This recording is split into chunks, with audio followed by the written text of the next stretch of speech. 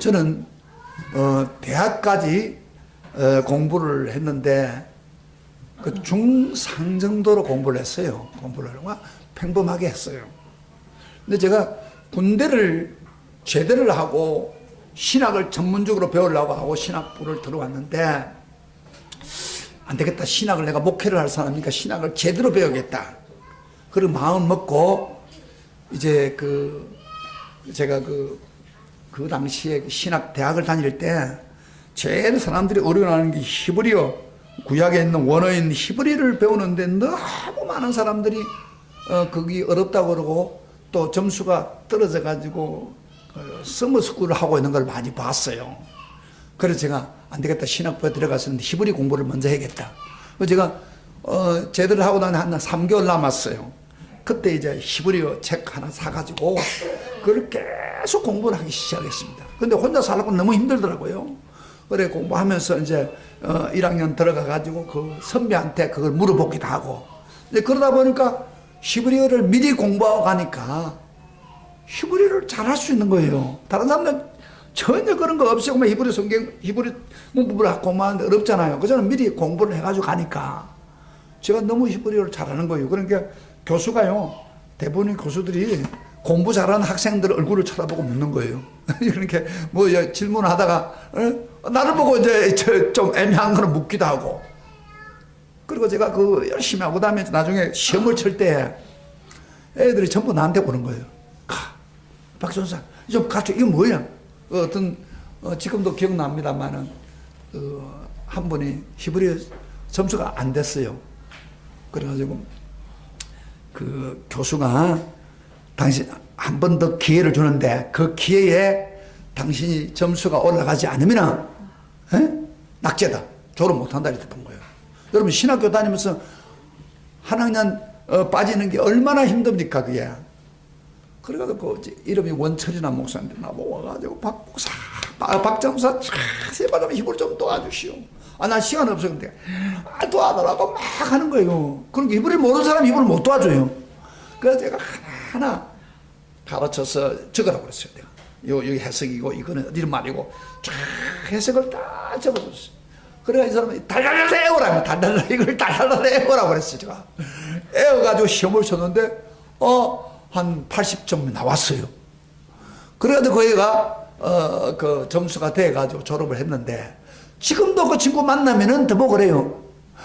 박 목사 때문에 내가 졸업하고 목사가 됐다고 막 그래요. 근데 제가 왜 이야기를 하냐면은 예습을 하니까 되는 거예요. 제가 지금까지 공부를 못한 이유가 예습을 하지 않고 급하면 시험 친다고 막 몰려가지고 복습하는 식으로 하다 보니까 점수가 얼마 안 나온 거예요. 그래서 제가 그 군대 정신을 가지고 1학년 때, 신학부 1학년 때 열심히 공부를 했어요. 근데 1학기 딱 지나자 70여 명 중에서 제가 2등으로 이렇게 되면서 장학금을 받았어요. 그 장학금 안 받아본 사람 저 한 번도 장학금 못 받았거든요. 처음으로 장학금 받았는데 몇십만 원 주더라고요.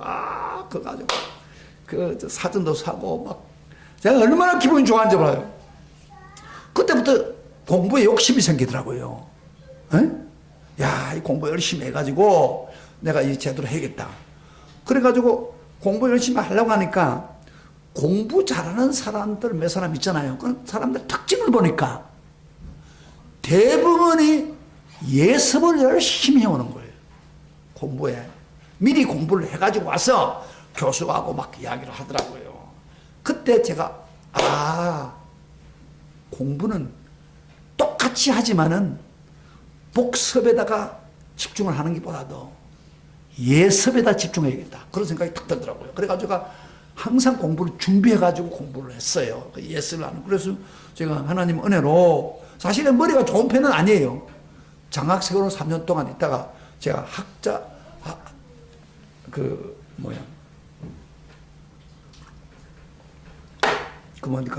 총장상을 제가 받았어요. 그 정도로 됐는데 제가 지금 생각해 보니까 예습하는 거와 복습하는 거에 시간은 어떤 면에서 똑같이 들어가요. 더 많이 들어갈지도 몰라요. 그러나 차이가 나요. 예습을 철저히 하는 사람은 빨리 터득이 돼요. 복습도 하고 시험을 절 수 있는 그런. 그래서 똑같이 공부를 해도 예습을 하면은 더 효과적이다. 그래서 제가 지금까지 팽망하게 공부한 거는 전부 급하면은 막 밤을 새면서 공부하고 그러다 보니까 안 된 거예요, 이게. 예습은 하지 않고. 그래서 제가 예습을 하니까 달라지는 거예요. 하나님은요, 하나님은 굉장히 예습을 좋아합니다. 왜 그러냐면요, 하나님 똑똑한 분이니까 예습은. 그래도 우리 인간들에게 하나님께서 미리 그 어떤 사역을 할 때, 하나님의 어떤 일을 할 때 계획을 딱 세워가지고 사람들에게 미리 알려줍니다. 알려줘가지고 그렇게 살아라. 그런. 여러분, 요한계시록이 그게 아니에요. 요한계시록. 요한계시록 왜 주었어요?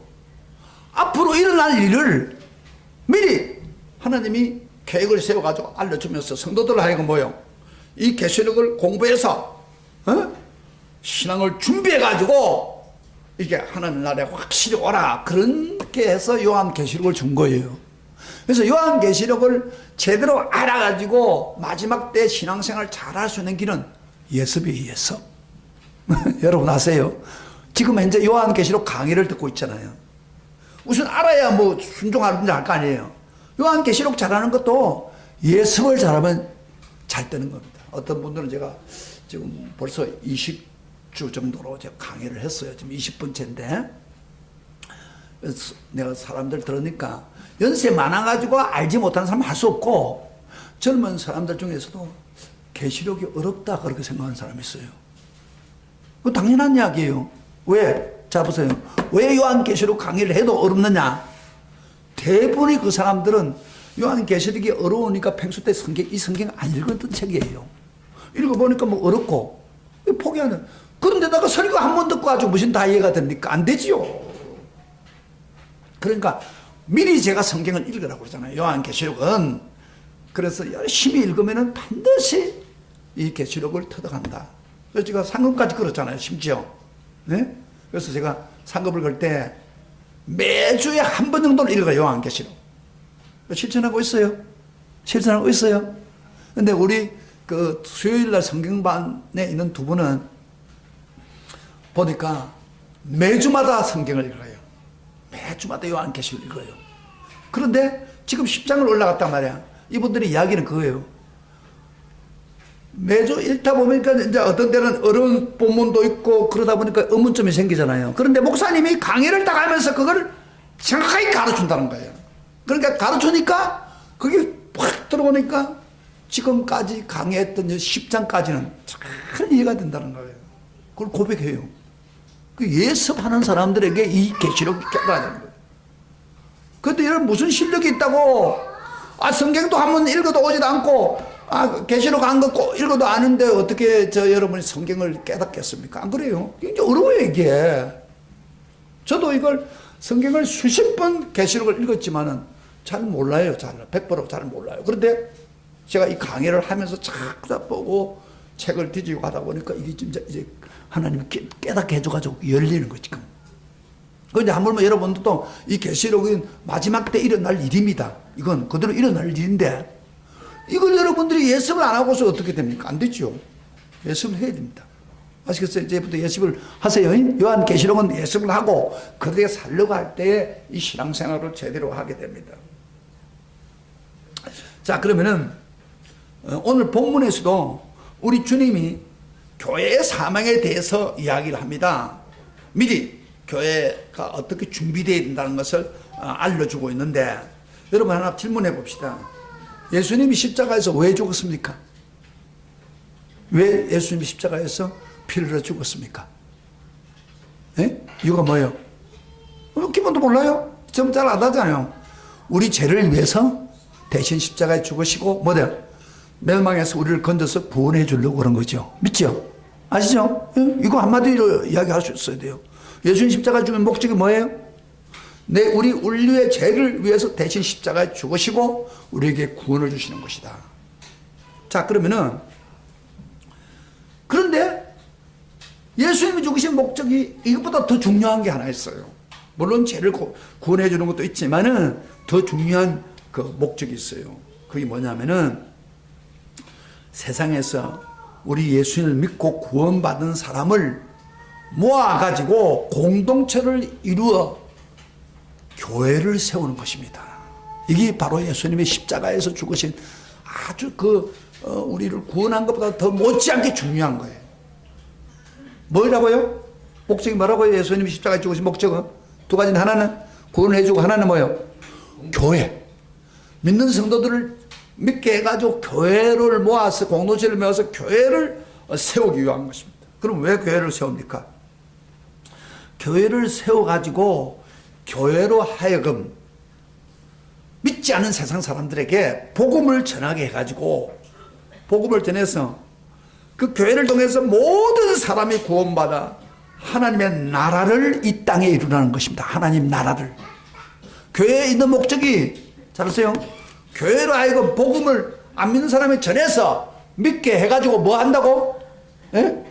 바로 하늘나라를 이 땅에 이루게 하는 것이 가장 중요한 목적이란 말이에요. 그게 바로 예수님이 십자가 죽으신 목적이란 말이에요.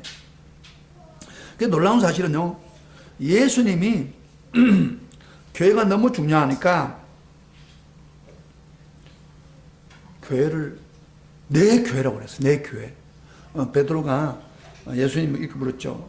너는 나를 누구라 그러냐? 베드로가 주는 그리스도시요 살아계신 하나님의 아들이로소이다. 그러니까 예수님이 칭찬을 해주면서 그 고백, 그 반석 위에 내 교회를 세우리라 그랬어요. 내 교회. 본문 잘 보시면 마태복음 16장에 보면 내 교회. 예수님이 교회입니다. 이 교회는 내 교회, 예수님 교회. 예수님이 피를 흘려서 사신 교회이기 때문에 내 교회라고 합니다. 사도 바울은요, 이 교회를 이렇게 더 쉽게 표현하고 있죠. 뭐라 했어요? 교회는 예수님의 몸이다 그러죠. 교회의 머리는 예수님이고 몸된 교회라 그렇게 말합니다요. 여러분, 몸과 머리는 어떻습니까? 끊어질 수 없는 거겠죠. 여러분, 몸이 끊어지면, 목이 끊어지면 이게 인간이 못 살아요. 머리에 지시를 받아가지고 이 관계를 가지고 사는 거예요. 지금 병이 걸릴 때 대부분 어디 걸리냐면은 이렇게 심장에서 올라온 이 핏줄이 올라가다가 요런데 뭐가 문제가 생겨서 병이 걸리면 죽는 거예요. 예? 지금. 그래서 머리까지 안 가고 터져버린다든지. 그럼 죽는 거예요. 사람이 간단한 거예요. 이게 머리와 이 심장과 몸이 이렇게 연결이 돼요. 그래서 몸된 교회를 머리라고, 예수님을 머리라 하고 우리 교회를 몸이라고 하는 것은 뭐냐면 또 이런 의미가 있어요. 머리의 지시를 따라서 몸이 움직입니다. 마찬가지로 교회는 예수님을 따라서 보초하는 거예요. 목사가 머리가 아니에요. 목사는 교회를 설명해 주는 거예요. 그러나 목사가 머리는 누구예요? 예수님입니다. 우리 청교회 작은 교회지만 누구가 머리예요? 예수님이 예수님. 크게 보세요. 예수님. 예수님 우리 교회 머리란 말이에요. 그분 지시를 따라서 이 교회 우리 성도 한 사람 한 사람이 움직이고 하는 거예요. 이게 교회입니다. 그래서 교회는 이렇게 중요한 겁니다. 자, 그러면 오늘 저번 주에 제가 설교했던 말씀을 다시 한번 정리해 가면서 하겠습니다. 여섯째 재앙, 나팔 재앙을 내리고 난 후에 일곱째 나팔 재앙을 불기 전에 그 가로를 해놓고 삽입해가지고 뭘 이야기하려고 그랬다고 했죠? 교회 사명에 대해서, 교회에 대해서. 또 잊어버렸어요, 이걸. 여섯 번째 재앙에서 일곱째 재앙을 넘어가기 전에 가로를 해놓고 교회 사명에 대한 이야기를 했습니다.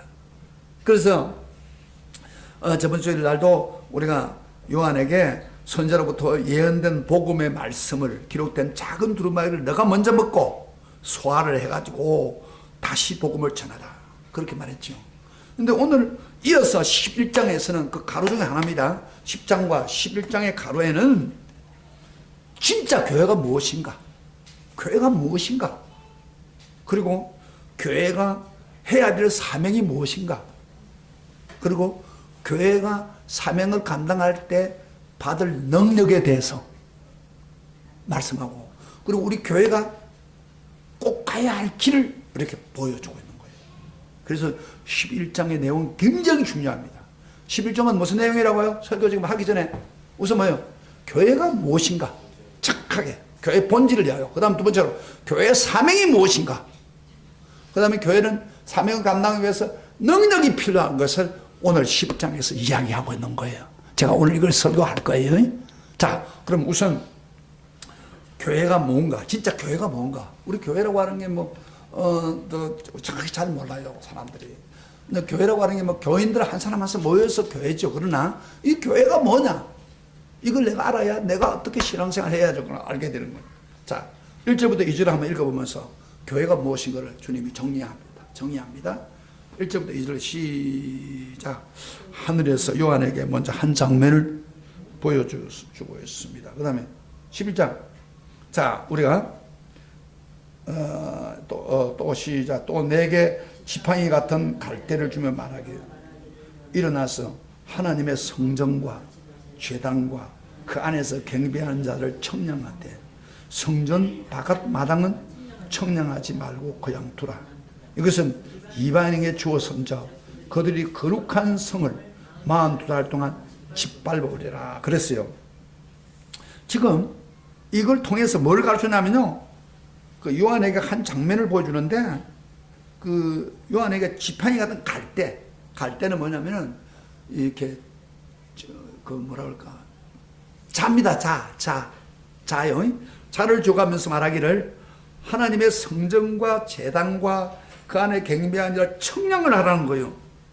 청량하되, 그 다음에 또 무슨 성전 청량하지 말라고요? 성전 바깥 마당은 청량하지 말고 그대로 둬라. 이게 지금 오늘 본문의 내용이에요. 자, 보세요. 그럼 여기 뭘 지금 이야기하려고 하는 거예요? 여기에 바로 참된 교회가 뭔가, 교회 본질을 지금 이야기하고 있는 거예요. 여러분, 여기 그 참교회가 무엇인가를 이야기를 하는데, 사실 그 당시에 예루살렘에 성전이 없습니다. 불타버렸습니다. 주 70년경에 그 로마 군인이 와가지고, 군인들이 와가지고 불태버렸어요. 그 유대인들이 반항하니까. 그 성전이 없어졌어요. 그런데 그럼 이 성전은 뭐냐? 하늘에 있는 성전이에요. 그러니까 요한 보고 너 갈대를 가지고 측정을 해라. 그런 이야기를 하고 있는 거예요. 그래서 하나님의 성전을 보여주면서 교회가 뭔가, 참교회가 뭔가 하고 지금 말씀하고 있는 거예요. 신약교회 참교회가 무엇인가를 알려주고 있는 거예요. 참교회가 무엇입니까? 1절에, 자, 봐요. 조금 봐요. 1절에 하나님의 성전과 제단과 그 안에 있는 경배한 자들을 청량하라고 그랬어요. 여기에 보세요. 성전, 이 성전이라는 말은 템플, 영어로 템플인데, 성전이라는 말은 지성소를 말합니다. 지성소가 뭐냐면은 보통 일반적으로 얘기할 때 성전 그러면 지성소로, 지성소가 뭐예요? 법궤가 있는 곳이고 하나님과 교제하는 그 장소 아닙니까? 그러니까 성전은 하나님과 교제하는 장소를 말하고, 그 다음에 거기 또 뭘 이야기했어요? 청량하되 성전과 그 제단. 이 제단이란 말은 여기 두 가지가 있는데, 하나는 뭐예요? 번제단이 있고, 밖에 번제단이 있고, 성전에 그 안에 있는 향단이 있어요. 분향단. 분향단을 지금 이야기하는 거예요. 분향단은 뭐예요? 기도를 이야기하는 기도. 분향할 때 여러분 기도한다고 했죠? 기도를 상징하고 있고요. 그 다음에 그 안에 경배한 자를 청량하라 그랬어요. 지금 참교회가 뭔가를 좀 가르치는 거예요. 참교회는 뭐라고 합니까? 그 말 속에서 성전을 통해서 하나님과 교제하고, 그 다음에 기도가 깨어있고, 그 다음에 올바르게 경배하는 성도들이 모인 곳, 그것이 진정한 교회라는 것입니다. 진정한 교회고 진정한 교인이라. 그러면서 이것을 청량하라 그런 이야기. 청량한다는 말은 무슨 말입니까? 보호한다 그런 뜻입니다. 예, 청량할 때 하나님이 청량을 깨는데, 이거 내가 요 땅은 내가 보호하겠다 그런 이야기. 그래서 하나님이 주님 자신의 교회인 이 교회, 진정한 교회, 예? 기도하고 하나님과 교제하고 경배하는 성도들 중심으로 하는 교회가 참된 교회라고 하면서 보호하겠다는 겁니다.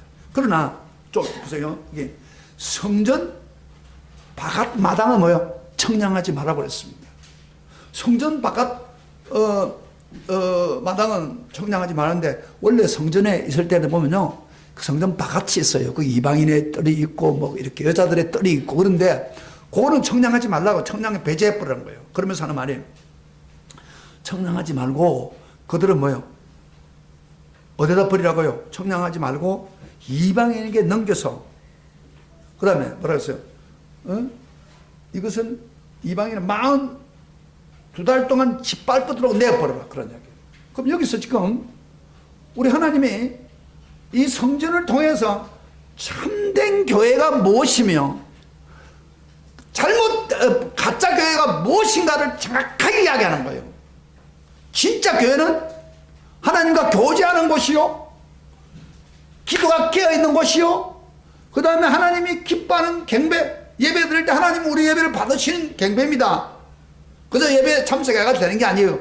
그렇게 하고 있는 성도들을 참 교인이라고 그렇게 합니다. 그럼 청량해가지고 보호하겠다는 거예요. 그런데 성전뜰에 있는 사람은 보호 안 하겠다 그 말이에요. 청량하지 않겠다. 하지 말고 내어버려두라. 이게 무슨 이야기입니까? 교회를 나오기는 해도 왔다 갔다 하면서 하나님과 진정한 교제가 없는 거예요. 이런 성도는 기도가 깨어있지 못해요. 잘 들어요. 기도가 영이 깨어있지 못해요. 그 다음에 성전 바깥에 있는 사람은 예배를 드려도 하나님 기뻐하는 예배 안 드려요. 그저 건성건성 예배 드려요. 자, 저도 보세요. 저도 굉장히 중요합니다. 이런 성도는 청량하지 말아라. 보호 안 하겠다. 그런 이야기예요. 여러분, 우리가요, 교회를 왔다고 해서 자동적으로 하나님 예배 듣는 게 아닙니다. 하나님 마음을 보십니다. 하나님 직접, 하나님이 정말로 하나님과 교제하고 깨어있고, 그리고 하나님께 진정한 경배와 찬양을 드린 사람을 참 예배자로, 참 성도로 삼겠다는 거예요. 보호하겠다는 거예요. 저 보세요. 굉장히 중요한 이야기입니다. 오늘 여기 성전 바깥에 있는 교회, 그걸 몇 달 동안 집합을 나고요? 42달. 42달은 3년 반입니다. 42달을 짓밟도록 내어버려두라고 말이에요. 이건 42달은 그럼 뭐냐면은 예수님이 성천하시고 난 후에 다시 재림할 때까지 교회를 이야기합니다. 그러면 이게 환난받는 교회. 예수님이 성천하시고 난 후 환난받는 교회가 3년 반, 42달입니다. 나중에 1620일. 그거 나오죠? 예, 그동안은 완전히 내어버려두라고. 이방인들에게. 이방인도 누구예요? 바로 사탄이 지배하고 있는, 사탄이 지배하는 그것들에게 내어버려서 짓밟히게 해라. 여러분요, 저를 보세요. 구약을 보면은 예루살렘에 하나님의 성전이 있었는데 이스라엘 사람 우상을 섬기고 하나님을 원하지 않은 길로 가다 보니까 하나님이 예루살렘 폐괴시켜 버렸어요. 이방인에게 내어버렸어요. 그래서 바벨론이 와가지고 성전을 해파시키고 짓밟아 버렸어요. 하나님이 예루살렘을 인정하지 않는 거예요. 청량하지 않는 거 내어버려둔 거예요. 꼭 그와 같은 일이 지금 벌어지겠다 그런 이야기예요. 이게 무슨 이야기입니다. 하나님 보호 안 해주겠다는 겁니다. 저를 보세요. 나는 이게 제일 걱정이에요. 지금 우리 청원교회 성도들 예배 잘 참석해서 해요. 근데 어떤 분은 저 사람 진짜 제대로 예배 드리는, 하나님 교제하는 게 없는 거예요. 기도에 깨어있지 않아요. 그리고 그 다음에 정말 하나님께 진정한 마음을 다한 찬양을 안 해요. 왔다 갔다 해요. 세상에, 바깥 세상에서 집중이 돼 있어, 생각이. 그러니까 교회를 왔기는 와도 이건 신자가 아니에요. 주님이 인정하는 신자가 아니라는 거예요. 그러니까 참 교인이 아니란 말이에요. 왔다 갔다 하는 사람 하나님이 청량도 하지 말라는 거예요. 내어버리라고 그 말이에요. 그 말. 막에 와서 흔들어 놔도 놔주라 이 말이에요. 집밥이 내버려두라 그 말이에요. 이거 얼마나 무서운 이야기입니까? 여러분요, 제대로 참된 예배를 드리지 못한 사람들은 대부분이 세속화되어 있어요. 세상에 모으면 세상 사람, 그 다음에 교회 뭐 교회, 이렇게 아주 이렇게 뭐랄까 정말 주님이 기뻐하는 삶이 아니에요. 미지근한 신앙생활이에요. 또 이 사람들은 그 라오디아 교회에 간 것처럼 그런 사람 청량하지 말라 그 말이에요. 자, 저를 보세요. 남 쳐다보지 말고 나는 진짜 성전 안에 있는 참 교인입니까? 아니면 바깥 세상에 있는 교인입니까? 자기 한번 확인해 보세요. 이걸 좀 엄청난 이야기를 지금 하고 있는 겁니다. 계시록을 통해서 마지막 때에 이렇게 바깥에 있는 그런 바깥에 있는 성전에 있는 사람들은 왔다 갔다 하겠죠. 생각을 세상 중심으로 살고 죄 멋대로 짓고 하나님과 상관없고 기도 안 하고 다른 것 하고 앉아 있고 하나님께 예배드리라고 하는데 정성을 다 예배드리지 않고 그런 사람 버리라 그런 이야기예요. 집안비도 버리라 그 이야기예요. 이 기가 막힌 이야기예요, 지금. 우리 교회에 있다 보니 그걸 좀 못 느끼죠. 성경에 명확하게 이야기하고 있습니다. 나 어떤 사람이에요?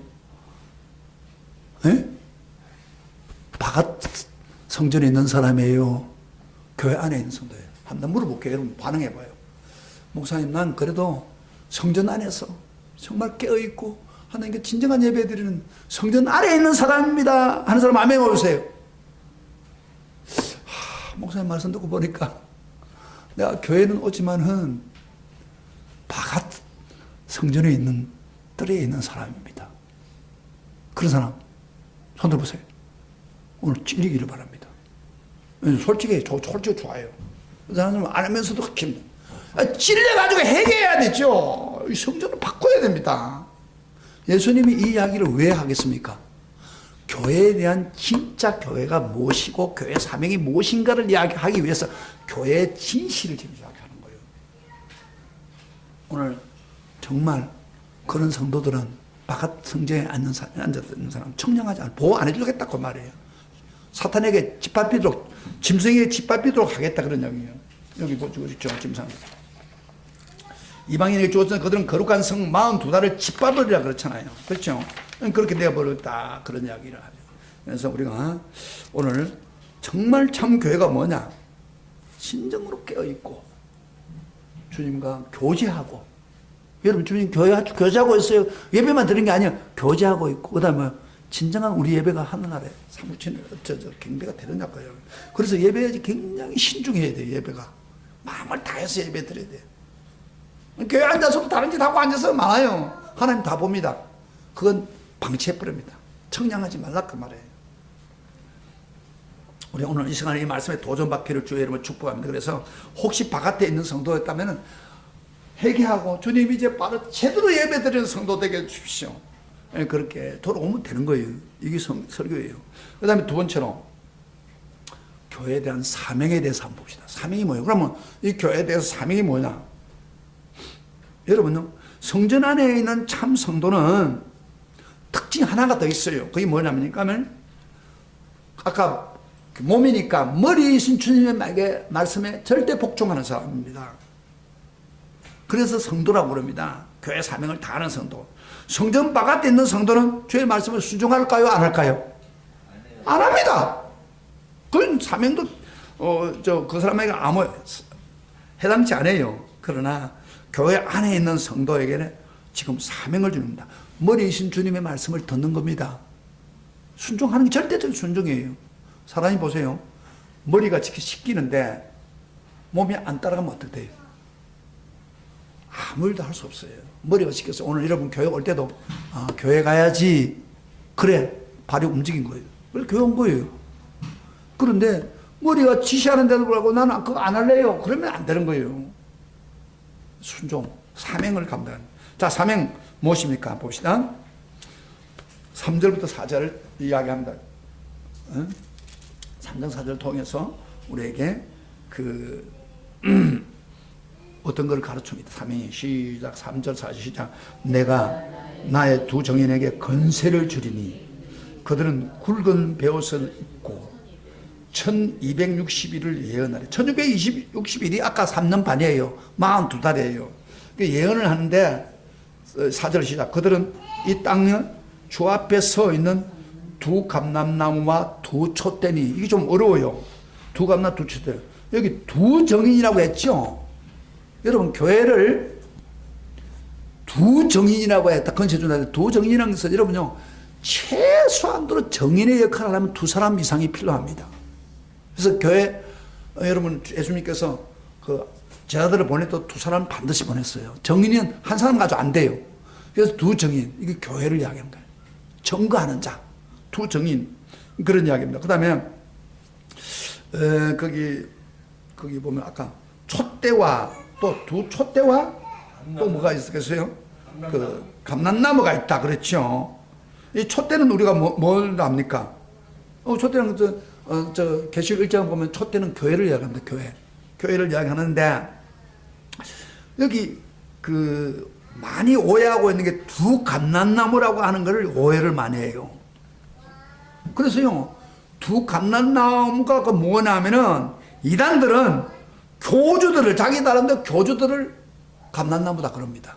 여러분 예를 들어 볼게요. 지금 우리 한국에 내려왔던 이단들, 전도가 박태선이가 제일 먼저 나타나서 뭔지 알아요? 나는 동방이 감람나무다 그랬어요.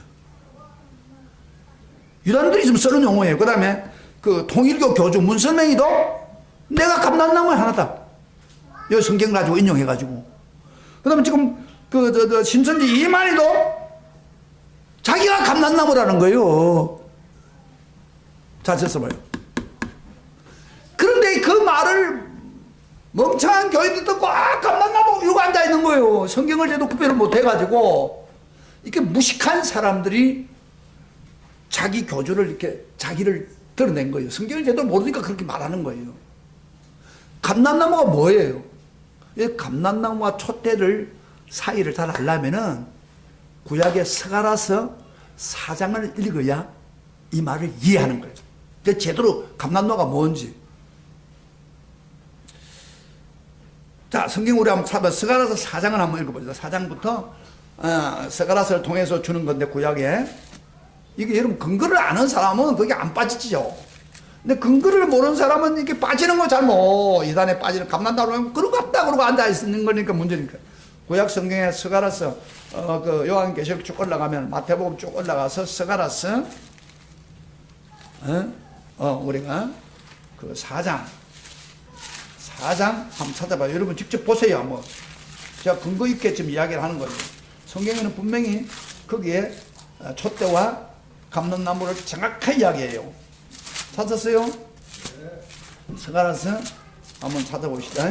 찾았죠? 네. 깨달으면서 4장 2절부터 보겠습니다. 2절부터 어디까지면 6절까지 보세요. 6절까지 소리를 내서 같이 읽어봅시다. 시작. 같이 찾으세요. 왜 찾아? 성경 안 찾아? 이거 보라고 직접. 자, 거기 감람나무 3절부터 보겠습니다. 2절부터 보겠습니다. 그가 내게 묻되 같이 읽었습니다. 내가 무엇을 보느냐? 내가 보니 순금 등잔대가 있는데 그 위에 기름 그릇이 있고 또 그 기름 그릇 위에 7 등잔이 있으며 그 기름 그릇 위에 있는 등잔을 위해서 7 관이 있고 그 등잔대 곁에 2 감람나무가 있다. 하나는 그 기름 그릇 오른쪽에 있고 하나는 왼쪽에 있다. 그랬죠? 내게 말한 천사에 물으되 이르되 내 주여 이것이 무엇이니까 하니 내게 말하는 천사가 대답하여 이르되 내가 이것들을 무엇인지 알지 못하느냐. 함으로 내가 주여 내 주여 내가 알지 못하나이다. 그러니까 그가 내게 대답하여 이르되 여호와께서 스룹바벨에게 하신 말씀 이러하니라. 만군의 여호와께서 말씀하시되 이는 힘으로 되지 아니하고 능력으로 되지 아니하고 오직 나의 영으로 되느냐. 성령에 대한 이야기를 하는 거예요. 자, 설명해 드릴게요. 지금 이 스가랴한테 딱 그림이 보이는데 어떤 그림이 딱 보이냐면은 등잔이죠. 7 등잔.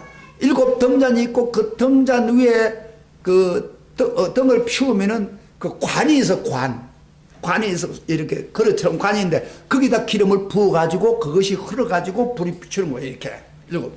예. 그런데 지금 보니까 그 관에 옆에 2 감람나무가 있는데 거기 연결이 되어 있는 거예요. 이 스가랴에서 보는 거는 연결이 되는데 여러분 이 기름이 감람나무 기름이에요. 그런데 그 기름이 계속 감람나무에서 기름이 흘러 들어가니까 불이 꺼지지 않고 계속 타는 거예요. 이 광경을 보여주는 거예요. 근데 그게 뭐냐고 물었더니 스가랴가 힘으로 되지 않고 능으로 되지 않고 오직 하나님의 힘으로 된다. 그 말은 무슨 말입니까? 성령의 역사가 된다. 그걸 암시해 주고 있는 거예요. 이거는 말세에 일어날 그 성령의 강력한 역사, 기속적으로 성령의 역사가 일어나는 것을 보여주는 거예요. 그전에는 구약에는 제사장이 가서 관에다가 감는 나무를 기름을 부어야 되는데 그게 아니고 연결돼가 자동적으로 계속 성령의 역사가 일어난다 이 말이에요. 신약 시대 일어났잖아요. 신약 성령 받고 나서 성령이 계속 역사하잖아요. 얘가 내가 무슨 말이겠죠? 좀 그거를 보여주고 있는 거 지금. 그걸 지금 여기 설명하고 있는데, 그래서 성령을 통해서 계속 역사할 것을 지금 이야기를 하고 있는 거예요. 이게 감람나무예요. 그런데 엉터리 같은 이단들이 내가 감람나무다. 그런데 교인들이 그걸 분별을 못하니까 그래 맞아 이러고 앉아있으니 이게 지금 이단에 빠질 수밖에 없는 거예요. 이 구약의 성경에 촛대와 감람나무예요. 다 정인의 역할을 하는데 필요한 거예요. 그러니까 정인을 할 때 필요한 게 뭐예요? 능력이 필요한 거예요. 성령의 능력이 필요한 거예요. 할렐루야, 아멘. 이걸 지금 이야기하는 거예요. 너희들이 정인의 사역을 좋다. 그러나 정인은 반드시 능력에 그 성령의 능력이 나타나야 된다. 그런 이야기를 하고 있는 겁니다.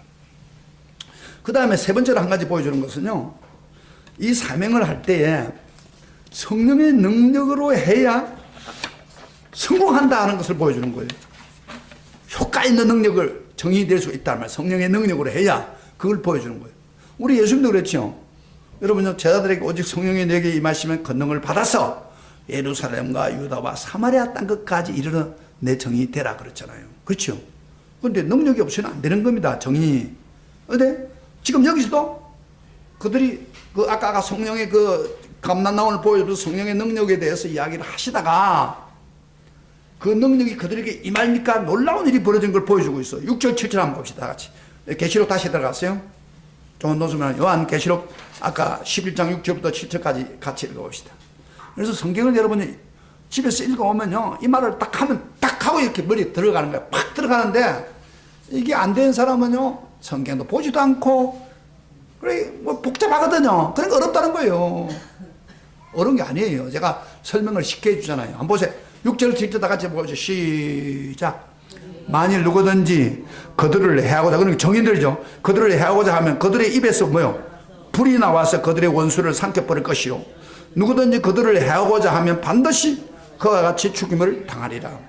그들이 권능을 가지고 하늘을 닫아 그 예언을 하는 날 동안 비가 오지 아니하고, 또 권능을 가지고 물을 피로 변하게 하고, 아무 때든지 원하는 대로 여러 가지 재앙으로 땅을 치리로다. 그러니까 정인들이 아까 그 능력을 받아가 증가하면은 놀라운 일이 벌어져서 역사가 일어난다 그런 이야기예요. 그 능력이 나타날 때 어떤 일이 벌어냐면요, 그들의 입에서 뭐요? 그들을 대항하는 사람들을 입에 불이 나와가지고 원수를 삼켜버릴 것이다. 그 말인데 무슨 이야기냐면, 여러분요, 반드시 성경을 인용할 때는 구약에 있는 예언들을 인용해가 지금 하고 있는 거예요, 지금요. 그래서 그 히브리 그 계시록이 전파될 때 성도들이 그 구약의 그 배경을 가지고 있기 때문에 이 말씀이 쑥쑥 들어왔어요. 그런데 여러분들은 그게 잘 안 된단 말이에요. 제가 설명할게요. 여기 그들이 입에서 불이 나와서 원수를 삼킨다는 무슨 말이에요? 열왕기 하 1장에 보면은 우상을 섬기던 아방의 아들 아시아라는 왕이 나와요. 근데 이 사람이 난간에서 떨어져 가지고 병이 났는데, 이 병이 나가지고 일어나기 힘드니까 바알 신에게 가서 이 병이 낫게 하자고 물을 보냈습니다. 자기 부하들을. 그럴 때 엘리야가 딱 서가지고 딱 기다리고 있다가 이렇게 말합니다. 아니, 이 나라에 하나님의 신에 감동된 선지자가 있는데 어찌 이방인 신에게 가서 그걸 묻느냐? 돌아가라! 그러니까 고통을 쳐버렸어요. 그러니까 그 사람들이 겁이 나가지고 왕한테 가서 이런 이야기를 하니까 왕이 화가 나, 아시아 왕이 화가 나가지고 50부장과 50명, 그러니까 그 50부장의 그 리더급 되는 50부장과 50명, 51명을 보내가지고 그놈을 잡아오라! 그랬어요. 엘리야를 잡아 죽이겠다. 그런 이야기예요. 자, 그랬을 때 엘리야를 딱 잡아서 엘리야 보고 그들이 손을 이렇게 떼보면서 너 내려와! 하면서 고함을 지르니까 그때 엘리야가 이렇게 했어요. 내가 하나님의 사람이라면은 오늘 이 시간에 불이 떨어져서 너희들을 살 것이다. 딱 한번 해보세요. 그런데요, 51명이 가서 밑에서 막 고함을 지르는데 깜짝 소리가 하늘에서 불이 확 50명을 내리다니면서 50명이 악 하는 순간에 다 죽어버렸어요. 역사 실제적인 이야기예요. 불이 나온 거예요. 불이 나와서 51명 죽였어요. 그리고 또 한 번 더 죽였어요. 이게 성경의 배경이에요. 지금 이 이야기를 하고 있는다. 성령의 능력이 나타나면 뭐예요? 입에서 불이 나와서 그들을 살리라. 이 구약을 인용해가지고 능력이 나타나면 이런 일이 벌어진다 이 말이에요. 엘리야에게 나타난 것처럼 성령이 역사하면 된다, 그런 이야기예요. 그 다음에 또 뒤에 나오는 또 말 중에 있죠. 권능을 가지고 그 다음에 그 권능을 가지고 하늘을 닫아 연할 동안 비가 오지 않게 한다. 이것도요 엘리야에게 일어난 거예요. 엘리야가 하도 저 아왕이 우상을 섬기니까 우상 섬기지 말라고 막 외쳐도 안 듣거든요. 그런데 어느 날 엘리야가 결심을 하고 가서 아왕한테 갔어요. 당신이 내 말 안 듣으니까 나는 그러면 이 땅을 떠나겠습니다. 그런데 문제는 앞으로 비가 오지 않을 것입니다. 그러고 나갔어요. 그런데 엘리야가 왕을 떠나는 순간에 비가 계속 안 왔습니다. 그래서 몇 년, 3년 6개월 동안 비가 안 왔어요. 지금 그 이야기를 지금 하고 있는 거예요. 성령의 능력이 있는 사람이 말을 할 때 그대로 이루어지는 거죠. 비가 오지 않게 하고. 그 다음에 또 뭐요? 권능을 가지고 물로 피를 변하게 한다. 이건요, 무슨 사건이에요? 여러분 연결되잖아요. 모세가 애굽 왕 바로 앞에 가가지고 기적을 해가지고 백성을 보내라. 지팡이를 막 그 물에다 던졌더니 뭐요? 물이 피로 변했다는 거예요. 그런 기적이 일어난 거예요. 그걸 보여주고. 그 다음에 또 아무 때든지 원하는 데 여러 가지 재앙으로 땅을 치자. 모세를 통해서 뭐요? 10가지 재앙을 때려가지고 바로를 항복시켰잖아요. 근데 이런 능력들이 구약에 나타났던 그 능력들이 성령이 충만해가지고 정인의 역할을 하면 나타나겠다, 그런 이야기예요. 할렐루야, 할렐루야. 지금 그 이야기를 하고 있는 거예요, 지금. 그렇지만 정인이 제대로 그 능력을 나타내면 이런 일이 벌어지는 거예요. 성령의 능력. 지금은 성령 시대입니다. 마지막에 가면 갈수록 성령 시대인데 이 성령 시대는 성령을 원하면 언제든 주어줍니다. 허락된 성령의 날입니다. 그런데요, 성령의 시대가 끝날 날이 옵니다. 이게 무서운 거예요. 지금은 우리가 기도하면 여러분들이 기도 열심히 하고 성령을 달라고 하면 성령을 막 부어줘요. 권세를 부어줘요. 능력을 부어줍니다. 언제든지. 그러나 성령의 시대가 항상 있는 게 아닙니다. 끝납니다. 지금 성령의 시대에 아주 강력하게 역사하고 있는 사람 예를 하나 들어볼게요.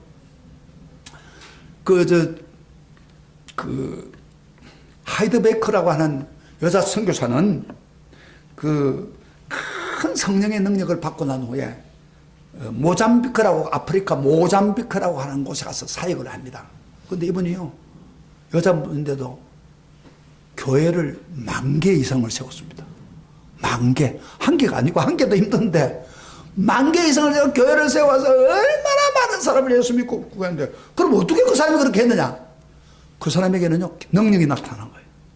병자를 위해서 기도하면 병이 낫고, 긴머리가 열리고 눈이 열리고 막 기적이 막 우죽순하게 일어나는 거예요. 그럼 한 지역에 가서 기적을 행하니까 막 추장들이 다 무릎 꿇고 예수 믿게 되고, 그래서 교회를 세우고 10,000개 이상을 하이드베커라는 사람이 세운 겁니다. 이게 실질적인 이야기예요. 이거 오늘날에도 마찬가지입니다. 우리에게 왜 능력이 안 나타납니까? 정인의 역할을 안 하기 때문이고, 정인을 하면서 기도하면서 하나님 능력 달라고 하면은 이 능력을 주겠다, 그런 이야기예요. 할렐루야. 이런 역사가 일어나겠다는 그런 이야기예요. 그 이야기 이해가 되죠? 지금 이야기하는 게 무슨 말인지 이야기죠? 딱 그 이야기로. 그런데 교회가 성령이 역사할 때가 있는데 교회가 힘을 쓰지 못할 때가 온다면, 성령의 역사가 나타나지 않을 때가 온다, 그 말이에요. 자, 그럴 때 무슨 일이 벌어지는지 봅시다. 한번 봅시다. 7절부터 10절까지 같이 읽어보세요. 7절부터 10절. 이런 날이 온다 이 말이에요. 시작. 그들이 그 정언을 마칠 때, 그 다음에 무저갱으로부터 올라오는 짐승이 그들과 더불어 전쟁을 일으키고, 다 소리를 내리세요. 전쟁을 일으켜 그들을 이기고 그들을 죽일 터인데 그들의 시체가 큰 성길에 있으리니 그 성은 영적으로 하면 소돔이라 하고 애굽이라 하니 꼭 그들의 주께서 십자가에 못 박히신 곳이라. 백성과 족속과 방언과 나라 중에서 사람들이 그 시체를 사흘 반 동안 보며 무덤에 장사하지 못하게 하리로다. 이 두 천사가 땅에 사는 자들을 괴롭게 한 거로 땅에 사는 자들이 그들의 죽음을 즐거워하고 기뻐하며 서로 예물을 보내리라. 제가 간단히 끝나겠습니다. 시간이 갔으니까. 성령의 시대가 끝나면 복음을 전해도 안 되는 거예요. 전가 안 되는 거예요. 오히려 뭐요? 무엇이 올라온다고요? 무주경에서부터 짐승들이 올라가. 짐승이 앞으로 계시록 13장 14장에 나와요. 짐승이 일어나가 전쟁을, 교회 정인들과 전쟁을 일으켰는데 이놈들이 이기는 거예요. 이거 가지고 교회가 죽었다고 말해요. 시체가 됐다고 말해요. 시체가 큰 성에, 이 교회 죽은 자가 넘으면 교회 정인들입니다. 성이 있는데 그 땅을 그 성에 길불에 내버린단 말이에요. 그런데 3일 동안 장사를 못하게 하는 거예요. 그러면서 그 땅의 이름이 뭐예요? 성에 영적으로 하면 소돔이라 하고 애굽이라 하니 주께서 십자가에 못 박힌 곳이다. 무슨 말입니까? 소돔은 어떤 곳이에요?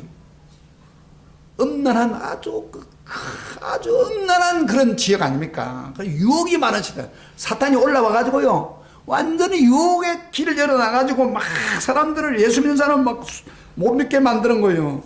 그리고 또 그들의 십자가 못 박힌 그 애굽이라고 하는 말은 무슨 말이냐면 핍박하는 곳이죠. 핍박. 그래서 사탄이 핍박하는 애굽을 통해서 또는 소돔을 통해서 놀라운 일을 벌여가지고 예수를 못 믿게 해서 계속 교회를 공격해가지고 교회를 죽게 만들겠다는 얘기예요.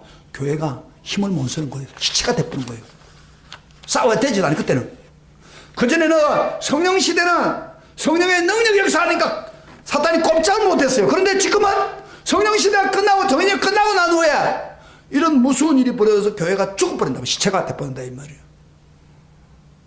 지금요, 이 시대가 좀 오고 있습니다. 교회가 시체가 되는 시대가 옵니다. 지금 유럽에는요, 그렇게 많은 교회가 시체가 되어 있어요. 교인이 없어져 버려요.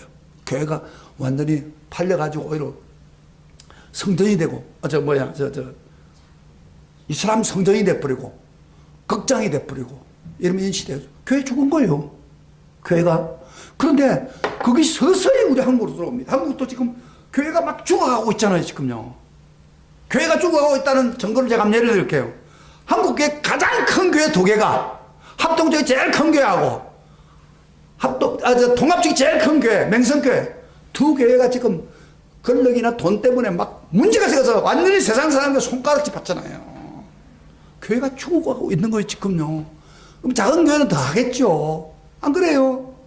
이게 지금 이런 증거가 지금 오고 있는 거예요. 죽어가고 있는 시체가 된 거예요. 그런데 시체를, 여러분, 사람이 죽으면 시체를 묻어야 되잖아요. 시체를 묻지 못하게 만드는 거예요. 그걸 3일 반 동안 잠깐 그러면서 서로 그 적들이 서로 선물을 주면서 기뻐하고 있는 거예요. 교회를 손가락질하고 있는 거예요, 교회가. 지금 한국교회 두 개의 큰 교회 때문에 한국교회 불신자들이 얼마나 손가락질하는 줄 압니까? 죽었단 말이에요. 죽었어요. 이게 오늘 한국교회에 지금 흘러가고 있어요, 지금 물결이. 근데 이게 작은 교회까지 다 흘러가면 이 큰일 나요, 지금. 그렇게 온다고 말이에요. 분명히 성경이 이야기하는 그대로 이루어지고 있죠. 이루어지고 있죠. 이거 안타까워요. 그런데 하나님이 가만 보고 있을까? 그때는 가만 보고 있었지만 죽고 난 후에 하나님 역사를 일으킵니다. 다 보세요. 하나님 역사 일으키는 거 봅시다. 시작. 11절부터 13절까지 시작. 3일 반 후에 하나님께서 생기가 그들 속에 들어가서 그들이 발로 일어나 구경하는 자들을 크게 두려워하더라. 하늘로부터 큰 음성이 있어 이리로 올라가라 함을 듣고, 교회를 이야기합니다. 그들이 듣고 구름을 타고 하늘로 올라가니 그들의 원수들이 구경하더라. 그때 큰 지진이 나서 성삼분진에 물지고 진에 죽은 사람은 7천이라. 그 남은 자들이 들어와요 영광을 하나님께 돌리더라. 여보세요. 3일 반 동안 아주 짧은 시간이죠. 그렇게 교회가 죽고 난 후에 사람들이 막 할 때 죽었다고 다른 사람들은 다 그러는데 갑자기 하늘에서 생기가 그들 속에 들어가가지고 생기가 들어오면서 사람이 살아난 거예요. 벌떡 일어난 거예요. 부활한 거예요. 죽은 자가. 교회가 부활한 거예요. 그리고 난 후에 막 하늘에서 음성소리가 들려 이리로 올라오라! 그래서 하늘로 올라가는 거죠. 교회가. 성도들이 올라가는 거예요. 이게 주변의 사람이 놀란 거예요. 그런데 세상에는 지진이 나가지고 큰 지진이 나가지고 원수들이 10분의 1이 땅에 무너져 버리고 사람 7천 명이 죽고 그 남은 사람들은 야 진짜 하나님 계시구나 그렇게 된다 이 말이에요. 이게 장면이에요. 잠깐 설명하면 무슨 말이냐. 여러분 교회가 사명을 감당하다가 그 성령 시대가 끝나고 난 후에, 성령 시대가 끝나고 난 후에 일시적으로 이렇게 어려움을 당할 수가 있다 이 말이에요. 그러나 하나님 버리지 않습니다. 다시 일으켜서 생기를 주어서 하늘로 들림받도록 하는 거예요. 근데 이 놀라운 사실은 이 그림을 보면요, 바로 우리 예수님이 이 세상에 복음을 전하다가 잡혀 죽고 3일 만에 부활해가지고 하늘로 성천한 너무 비슷하지 않아요? 이게 몸된 우리 교회도 그렇게 된다는 거예요. 몸된 우리 예수 따라 복음을 전하다가 사탄의 공격을 받고 죽고 난 후에 지금 부활해가지고 들림받는 그런 내용입니다. 그럼 교회는 사실은 예수를 닮아가는 거죠. 그런데 예수를 따라 부활해 들림받는 순간에 어떤 일이 벌어집니까? 성경에, 다른 성경에 그렇게 부활해서 하나님 앞에 간다는 이야기를 분명히 약속하고 있습니다. 우리 한번 마지막 성경 한번 봅시다. 데살로니가 전서 4장 16절 봅시다. 교회가 들림받는 역사가 지금 일어나고 있죠. 교회라고 하는 게 교인 한 사람 한 사람 말하는 거예요. 데살로니가 4장 봅시다. 4장 16절부터 17절. 성경 찾아봐요. 들림받는다. 우리가 어떻게 들림받는 거 봅시다. 마지막 때. 교인이라고 하는 것은 우리 교인 한 사람 한 사람, 나가 참 교인들은 이렇게 된다 이 말이에요. 다 같이 시작. 16절 시작. 주께서 호령과 천사장의 소리와 하나님의 나팔 소리로 친히 하늘부터 강림하시려니 그리스도 안에 죽은 자들이 먼저 일어나고, 그 다음에 그 후에 우리 살아남은 자들이 그들에 함께 구름 속으로 끌려올려 공중에서 주를 영접하게 하시리니 그리하여 우리가 항상 주와 함께 있으리라. 부활할 것을 이야기하고 있는 거예요. 교회가 최선을 다해서 주의 사역을 하다가 죽어도 낙심하지 않습니다. 하나님이 마지막 날에 들림받습니다. 들림받아가지고 하나님과 더불어 영원히 주님과 더불어 살아서 주님과 만나서 놀라운 일이 벌어지는 것을 말한다. 교회의 미래를 이야기하고 있습니다. 제가 오늘 설교를 더 안 하겠습니다. 잘 세요. 이 말씀 잘 세요. 지금 우리가 할 일은 성경 말씀대로 한다면 지금 성령 시대입니다. 지금 성령이 내입니다. 언제든지 기도하면 성령의 역사예요. 지금 정의 시대입니다. 우리가 정의를 되기 위해서 노력하고 기도하면 성령을 막 부어줘 지금은. 그래서 이런 기적들이 일어납니다. 그런데 이게 항상 있는 게 아닙니다. 어떤 마지막 순간에 가면 성령의 시대가 끝나버립니다. 그러면 교회가 아무리 해도 안 됩니다. 시체처럼 될 수 있습니다. 지금 시체가 몰려오고 있습니다. 자, 우리가 어떻게 해야 됩니까? 이 시대에 우리 성도들이 먼저 진짜 성도가 되시길 주의 이름으로 축복합니다. 바깥들에 있는 성도가 됐으면 하나님 버립니다. 그리고 사명, 하나님 우리 주신 사명입니다. 복음을 전하라는 거. 그거 하세요. 노력하세요. 아이고, 목사님 어떻게 됩니까? 내 직장 내 근방에서 하면 돼요. 기도하고 능력 받았어. 그러면 능력이 나타나면 승리합니다. 그리고 그렇게 사역한 사람은 마지막 날 들림받습니다. 부활해서. 이거 아주 상세하게 이야기하고 있지 않습니까? 자, 말씀 좀 어려웠던 말씀 이해가 되죠? 예. 그래서 우리가 어떤 성도가 되어야 될 것인가? 마음에 결심하고 참 성도가 되어 사명을 감당하는 나와 여러분이 되시길 주의 이름으로 축복합니다. 우리 다 같이 일어나시기를 바랍니다.